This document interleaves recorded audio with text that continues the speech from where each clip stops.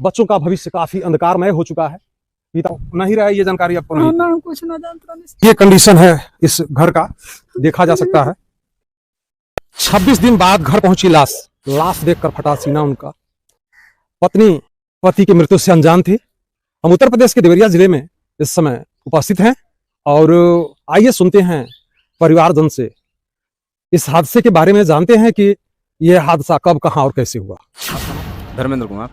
आप मृतक के कौन है? हम छोटे भाई हैं मृतक के। आपके भाई साहब का नाम क्या था? श्री रमाशंकर पासवान। तो क्या आप लोग डिवाइड हो चुके थे कि? हाँ, डिवाइड हो चुके हैं हम आप लोग। लोग डिवाइड हो चुके। उनकी मृत्यु कहाँ हुई? सऊदी अरब में हुई है। कौन सी जगह पे? वीसा में। वीसा में। तो वो वहाँ क्या कर रहे थे? वो वहाँ एक ड्राइवरिंग कर रहे थे, ड्राइवरिंग में गए थे। तो किसी कंपनी में थे या कपिल के थ्रू थे? कपिल के थ्रू। कपिल के थ्रू थे। तो कितने दिन से जो है वहाँ काम कर रहे थे कपिल के? कपिल के वहाँ वो इस महीने 1.5 महीने से इस समय आए थे, और उसके पहले किसी और कंपनी में काम करते थे। उसमें 6 महीना जैसा वो काम किए, लेकिन उनको न सैलरी दिया ना उनका कुछ मतलब बनता है, वो सब कुछ नहीं दिया।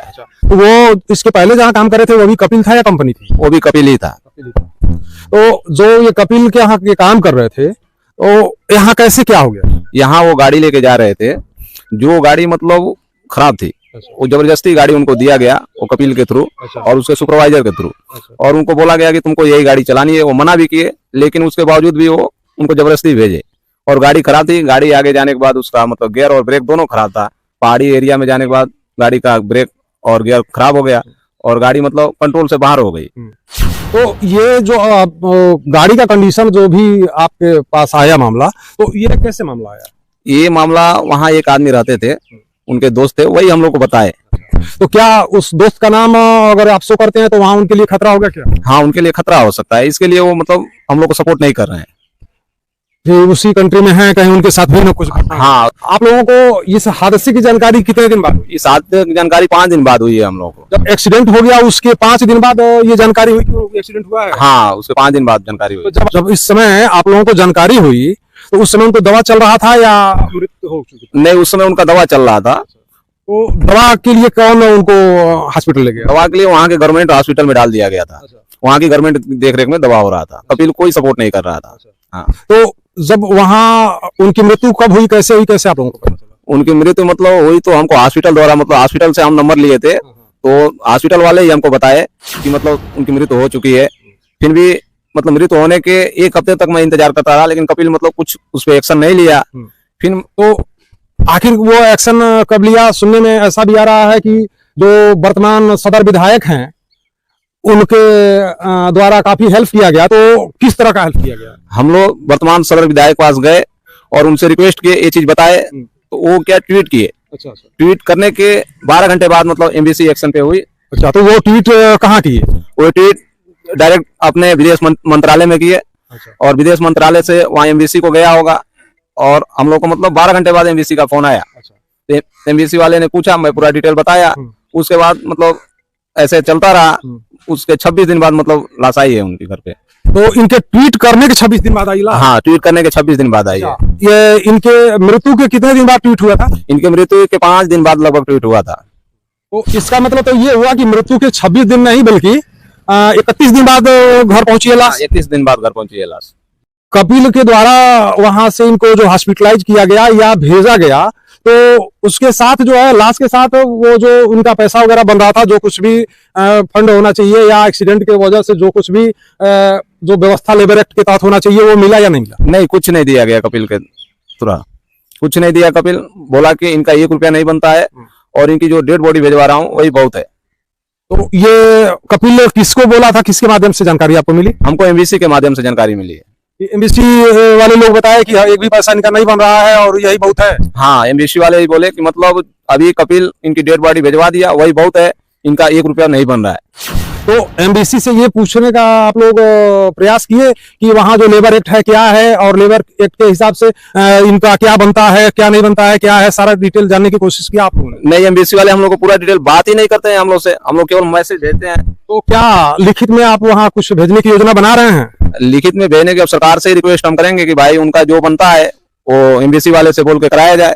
तो सरकार में विदेश मंत्रालय को ही करेंगे, आप संपर्क करेंगे, प्रधानमंत्री कार्यालय को संपर्क करेंगे, मुख्यमंत्री कार्यालय को संपर्क करेंगे, क्या योजना? हम तो सभी मुख्यमंत्री जी से और प्रधानमंत्री जी से और विदेश मंत्री जी से सबसे आग्रह है कि मतलब इनका जो बनता है कृपा करके इनको दिलाने की कोशिश तो आप ये तीनों जगह जो है लिखित लेटर के द्वारा करेंगे, कैसे संपर्क करेंगे आप? हम लिखित नहीं कर पाएंगे, हम इसी मतलब मीडिया के माध्यम से ही उनको ऐसी करना चाहते हैं कि मतलब उनका जो बने वो दिलाया जाए।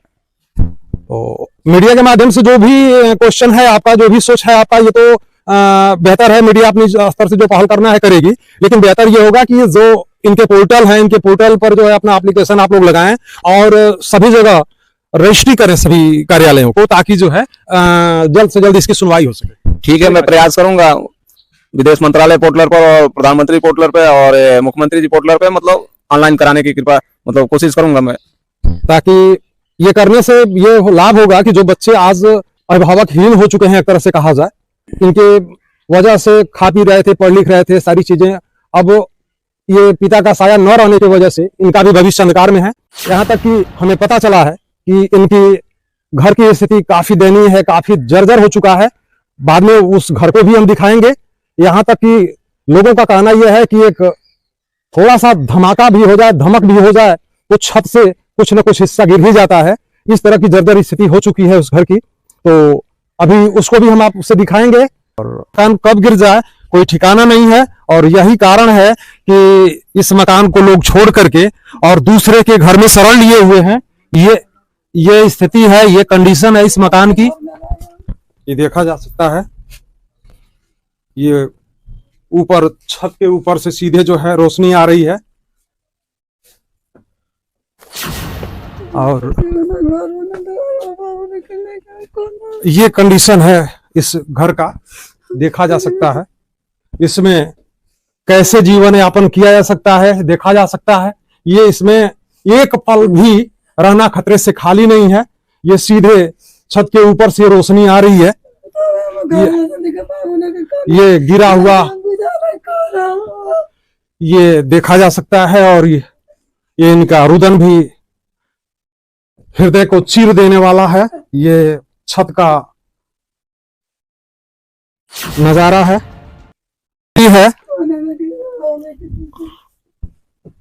ये स्थिति है इस घर की, देखा जा सकता है, और इसी में अब निराश्रित बच्चे रहने को मजबूर होंगे।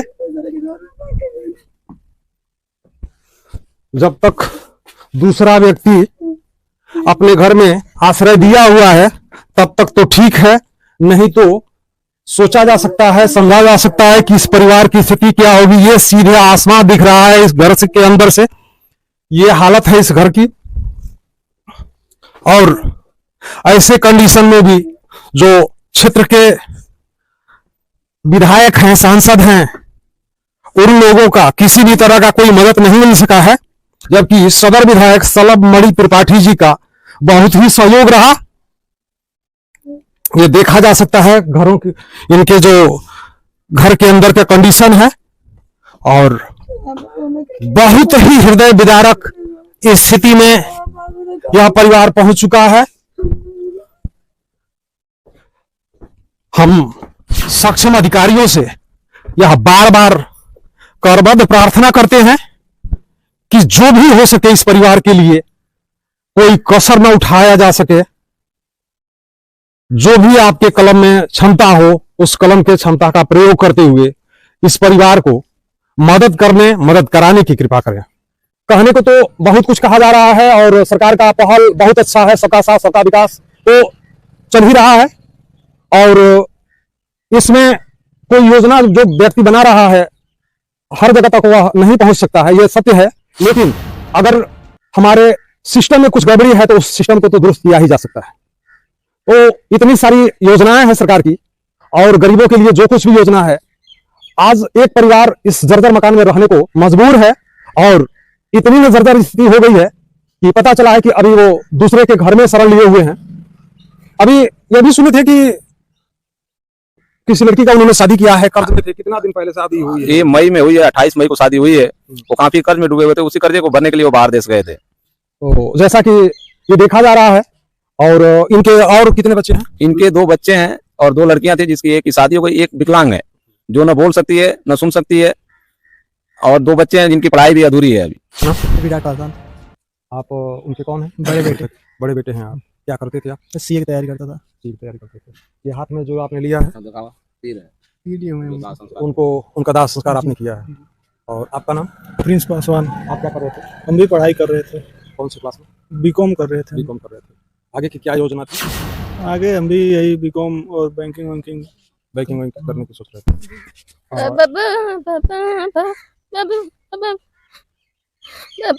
और जैसा कि ये लड़की न बोल पाती है न सुन पाती है, गूंगी है, और अभी शादी भी नहीं हुआ है, बच्चों का भविष्य काफी अंधकारमय हो चुका है। पिता विहीन होने के कारण अब जो बच्चे पढ़ लिख रहे थे, जो इनके सपना था, जो इनको आगे बढ़ने की ललक थी, आज कहीं ना कहीं वो अंधकार में दिख रहा है। और आज यह बेटी जो दिव्यांग है और सुन नहीं पाती है, बोल नहीं पाती है, इसका शादी कैसे होगा, शादी के खर्चे कौन उठाएंगे, ये एक प्रश्न है इस समाज पे, यह एक प्रश्न है इस सरकार पे। और जो इस सिस्टम बना हुआ है, आज दूसरे के घर में ये लोग शरण लिए हुए हैं, और तमाम आवास की व्यवस्था, तमाम सारी चीजें हैं, लेकिन अब तक इस परिवार को इतना दुर्दिन देखने के बाद भी इस तरह की कोई सुविधा मुहैया नहीं हो पाई है। कहीं न कहीं हमारे सिस्टम को ये बताता है कि कुछ न कुछ चूक हो रही है हमारे सिस्टम में। उस सिस्टम को सही करने की जरूरत है। जो भी सक्षम अधिकारी हैं, जल्द से जल्द इस प्रकरण को संज्ञान में लेते हुए कम से कम जो उनसे हो सकता है, जो छत मुहैया कराया जा सकता है, इतना तो करें। और इनके भविष्य को ध्यान में रखते हुए भारत सरकार और भारतीय एम्बेसी उस कपिल से संपर्क करें, और जो भी लेबर एक्ट के तहत वहां का नियम हो, जो भी रूल हो, उस रूल रेगुलेशन के हिसाब से इनको जल्द से जल्द जो भी इनका बन पाता है वह धन मुहैया कराने की कृपा करें, ताकि इस परिवार की जो भविष्य अंधकार में है, कुछ तो इन बच्चों को मदद मिल सके और ये बच्चे पढ़ लिख करके कुछ आगे बढ़ सकें। इन बच्चों को कम से कम पढ़ने लिखने का, रहने का व्यवस्था उपलब्ध कराया जा सके, कम से कम इतना तो हो। क्या आपकी माँ है? आपका नाम? उषा देवी। तो मृतक की पत्नी है। हाँ। तो कब आपको जानकारी मिला? जय आवे करें तो हम जाने। उसके पहले कोई जानकारी नहीं कुछ थी? ना जानते नहीं, जब नहीं तंते कम रही थी वो।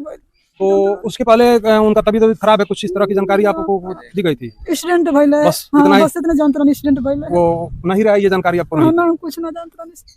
तो जैसा कि कपिल इनको कुछ बताया नहीं, और इन लोगों को जानकारी थी, तो इनकी पीड़ा को बचाने के लिए गांव घर के लोग इनको जानकारी नहीं दिए।